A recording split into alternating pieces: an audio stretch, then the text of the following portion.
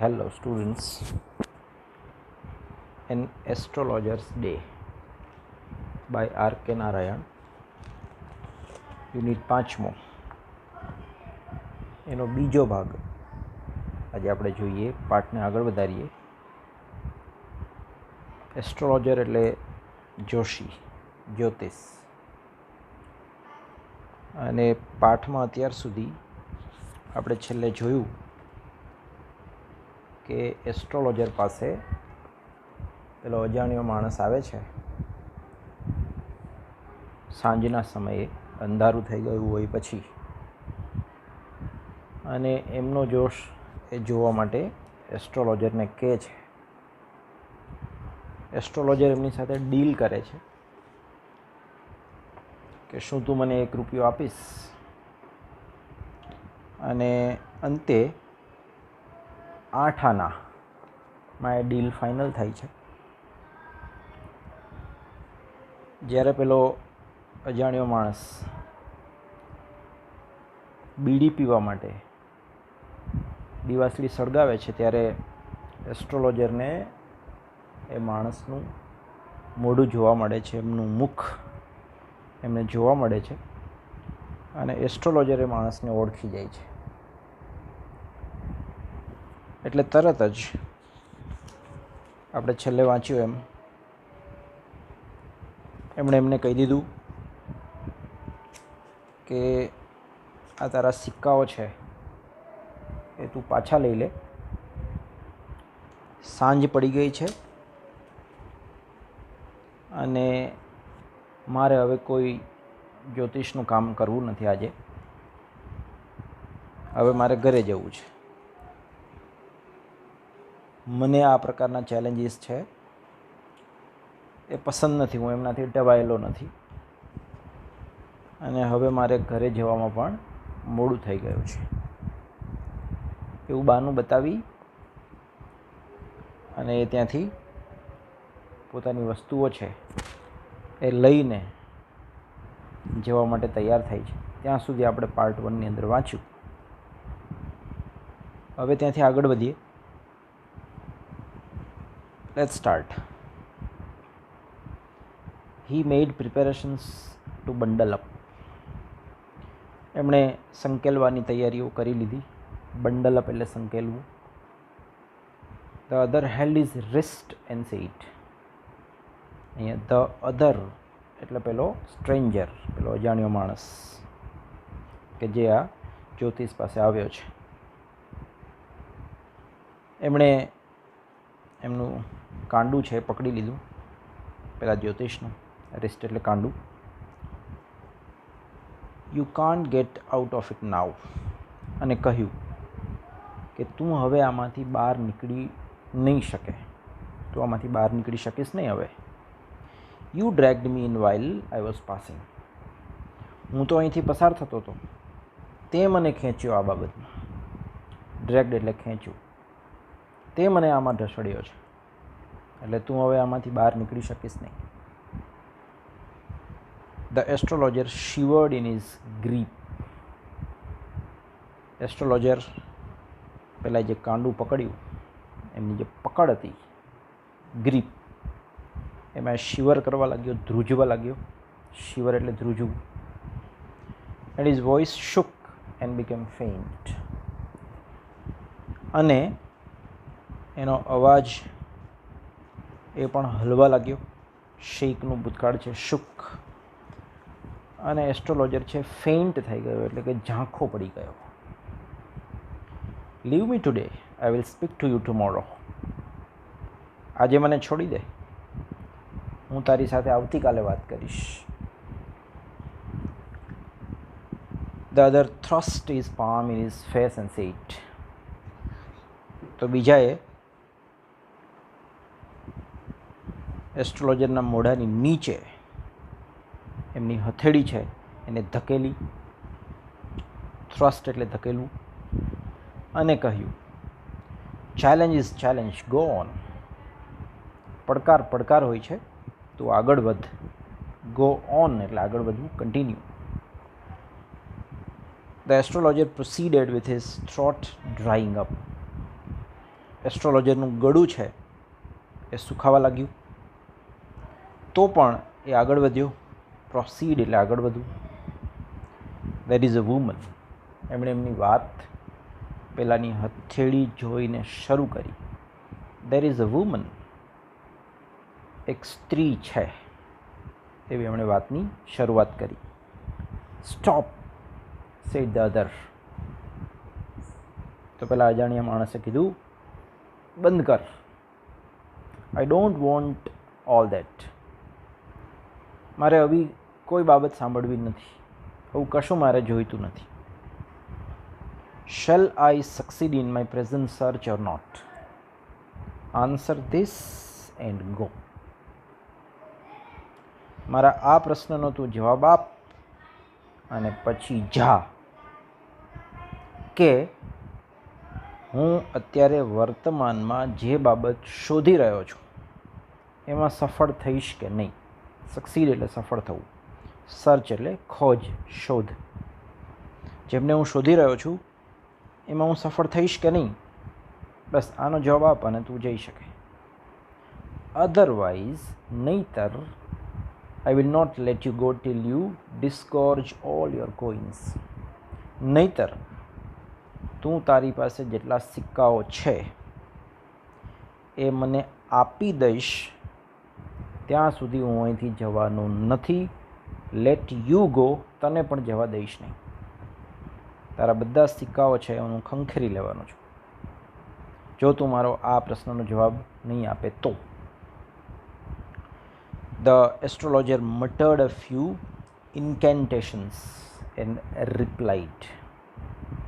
પેલો જ્યોતિષ થોડા મંત્રો છે બબડ્યો. મટડ એટલે બબડવું, ગણગણવું. અને થોડા જાદુ મંત્ર એમણે બોલ્યો. ઇન્કેન્ટેશન્સ એટલે જાદુ મંત્ર. એન્ડ રિપ્લાઇડ, અને જવાબ આપ્યો, ઓલ રાઇટ, સારું. આઈ વિલ સ્પીક, હું વાત કરીશ, બોલીશ. But will you give me a rupee if what I સે ઇઝ કન્વિન્સિંગ? હું તને જે કહું એ જો કન્વિન્સિંગ લાગે, તને ગળે ઉતરે, તને માનવામાં આવે. કન્વિન્સિંગ એટલે ગળે ઉતરવું, માનવામાં આવવું. તો શું તું મને 1 રૂપિયો આપીશ? અધરવાઇઝ, નહીતર, I will not open my mouth. હું મારું મોઢું ખોલીશ નહીં. And you may do what you like. અને તારે જે કરવું હોય તે કર. This is full and final. After a good deal of haggling the other agreed. ઘણી બધી રકઝક થઈ. હેગલિંગ એટલે રકઝક થવી, ખેંચાખેંચી થવી, ખેંચતાણ થવી. અ ગુડ ડીલ ઓફ એક ફ્રેઝ છે, શબ્દ સમૂહ. ઘણું બધું, મચ. પેલો માણસ સહમત થયો, એગ્રીડ. સારું, ચાલ કે. The astrologer sad.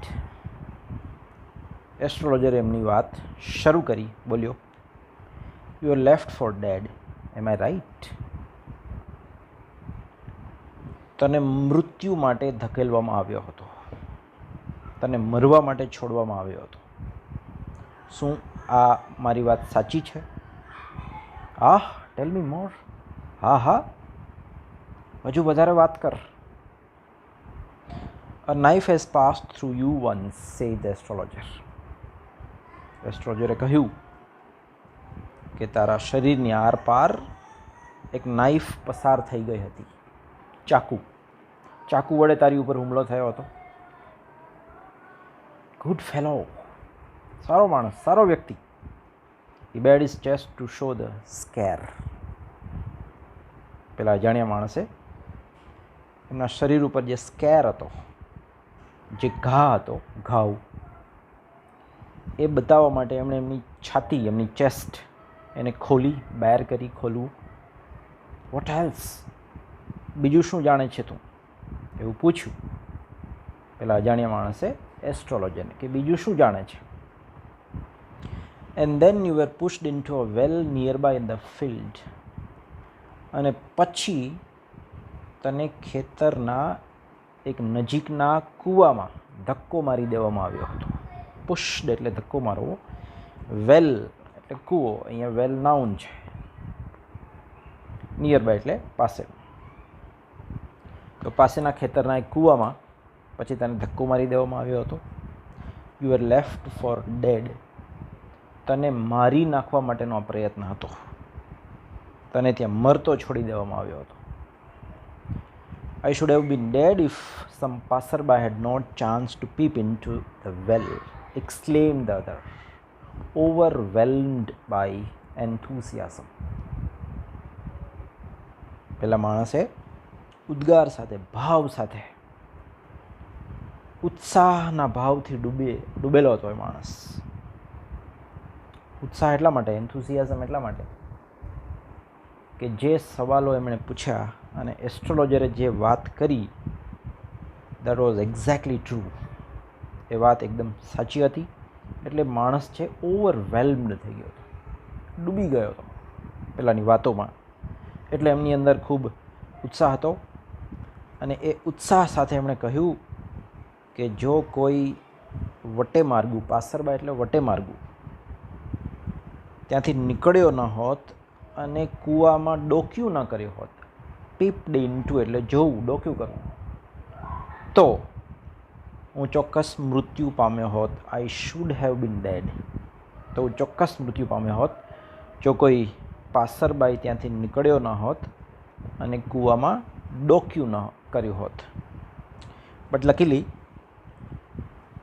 એ પાસરબાઈ દ્વારા એ બચી ગયો. When shall I get at him? He asked, clenching his fist. પોતાની મુઠ્ઠીને કસીને દબાવીને, ક્લેન્ચ એટલે દબાવવું, ફિસ્ટ એટલે મુઠ્ઠી, મુઠ્ઠીને દબાવીને, મુક્કો વાળીને એમણે એસ્ટ્રોલોજરને પૂછ્યું, હું તેને ક્યારે પકડી શકીશ, એ ક્યારે મારા હાથમાં આવશે? In the next world, answer the astrologer. એસ્ટ્રોલોજરે જવાબ આપ્યો, બીજી દુનિયામાં, આવતા ભવમાં. He died 4 months ago in a far off town. એક દૂરના શહેરમાં, ફાર ઓફ એટલે દૂરના શહેરમાં એ માણસ મૃત્યુ પામ્યો છે, મરી ગયો છે. You will never see any more of him. હવે તને એ ક્યારેય જોવા મળશે નહીં. The other groaned on hearing it. પેલા અજાણ્યા માણસે આ સાંભળીને નિસાસો નાખ્યો. Oh my God. ગ્રોન્ડ એટલે નિસાસો નાખ્યો. The astrologer પ્રોસીડેડ. એસ્ટ્રોલોજરે એમની વાત ચાલુ રાખી, આગળ વધ્યો. ગુરુનાયક, નામ લીધું. ગુરુનાયક, જે પેલો સામેનો માણસ હતો એનું નામ ગુરુનાયક હતું. You know my name? The other said, taken aback. પેલો માણસ તો ચકિત થઈ ગયો, આશ્ચર્યચકિત થઈ ગયો, ટેકન અબેક, અને બોલ્યો, તને મારું નામ પણ ખબર છે? I know all other things, Gurunayak. Listen carefully to what I have to say.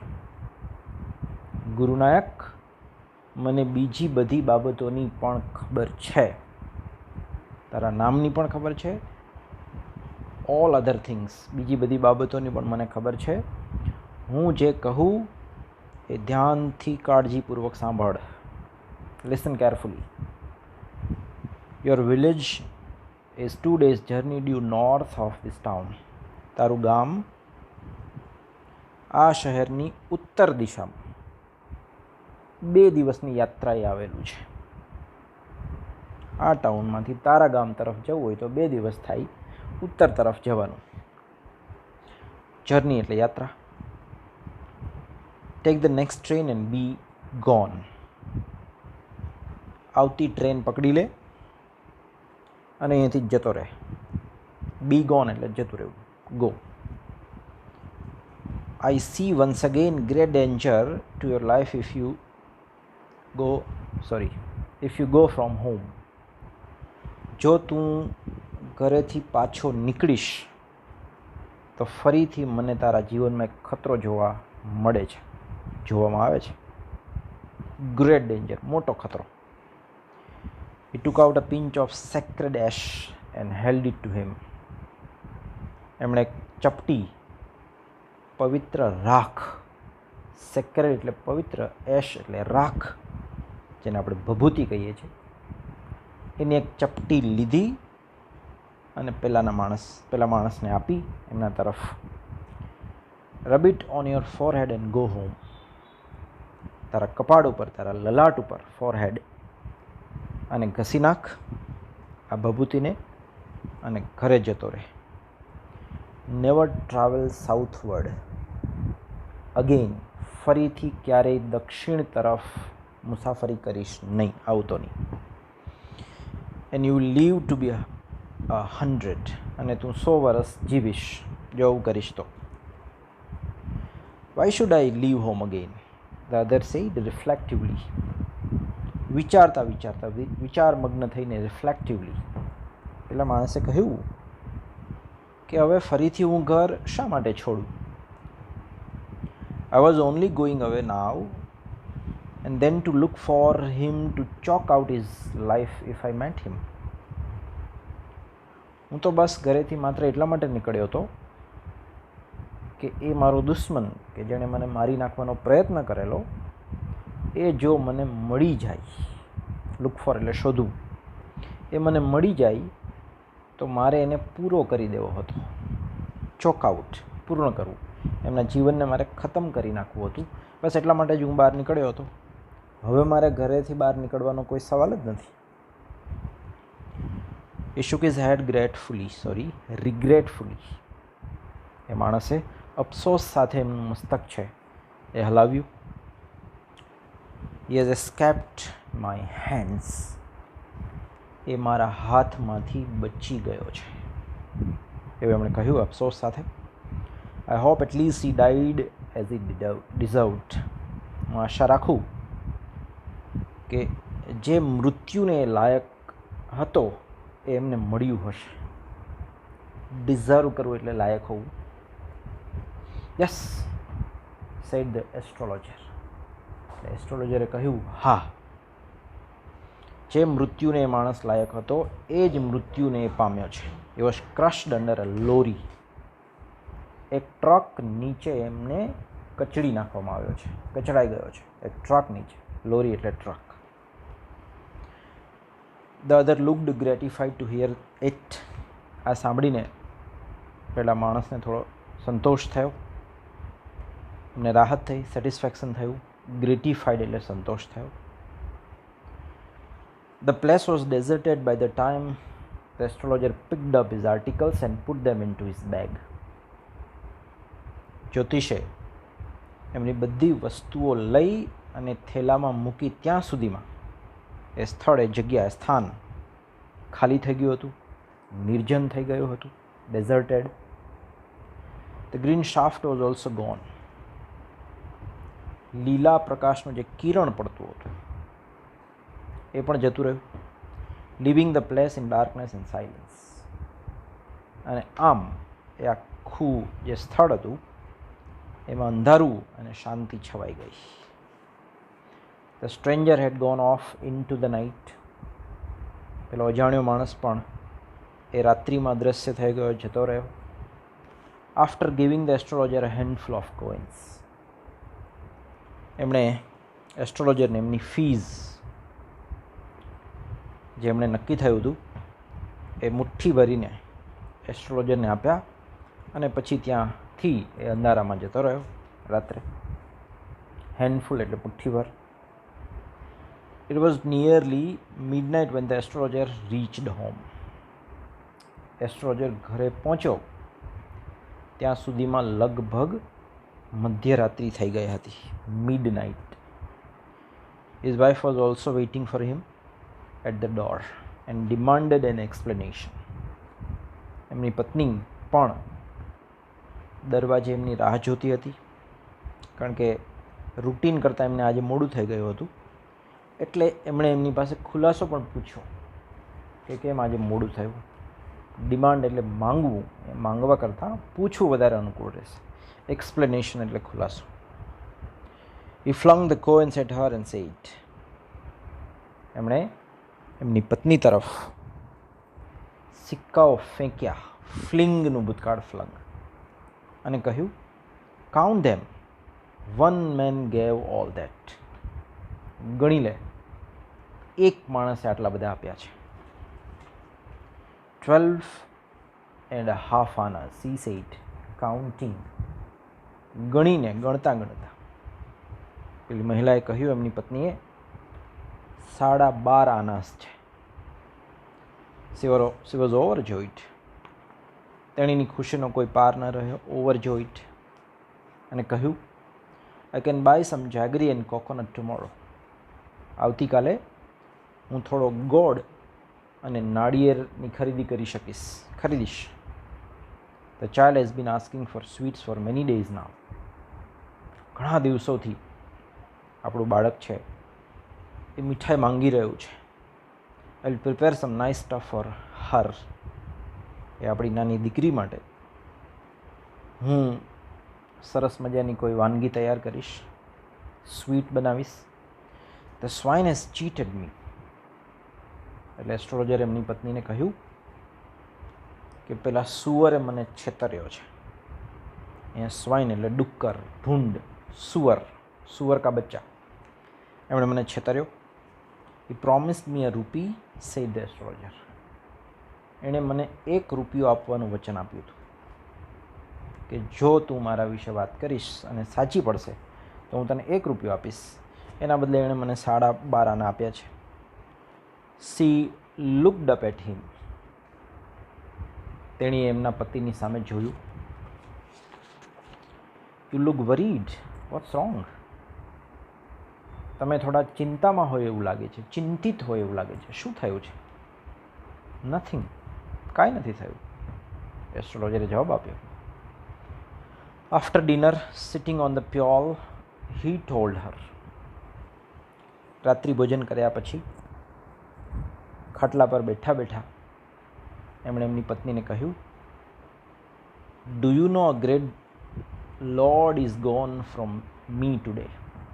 તને ખબર છે કે આજે મારા ઉપરથી, મારી માથેથી કેટલો ભાર છે જતો રહ્યો છે. લોડ એટલે ભાર, વજન. I thought I had the blood of main on my hands all these years. હું એવું માનતો હતો આટલા વર્ષો સુધી કે એક માણસના લોહી છે એ મારા હાથ ઉપર હતું. એટલે ખૂન કર્યાનો ડાઘ છે એ મારા હાથ ઉપર હતો. એવું હું આટલા વર્ષો સુધી માનતો હતો કે મેં ખૂન કર્યું છે. That was the reason why I rain away from home. અને એ જ કારણે મેં ખૂન કર્યું છે. એ જ કારણે હું ઘરેથી પણ નાસી ગયો હતો. સેટલડ હિયર, અહીંયા સ્થાયી થયો. એન્ડ મેરીડ યુ, અને તારી સાથે લગ્ન કર્યા. એનું કારણ એ જ હતું. He is alive. પણ એ માણસ તો જીવિત છે, જીવતો છે. She gasped, you try to kill. તેણી હાંફતા બોલી, ગેસ્પ્ડ. તમે એને મારી નાખવાનો પ્રયત્ન કરેલો. Yes, in our village when I was a silly youngster. હા, અમારા ગામમાં જ જ્યારે હું એક મૂર્ખ યુવક હતો ત્યારે મેં તેને મારી નાખવાનો પ્રયત્ન કરેલો.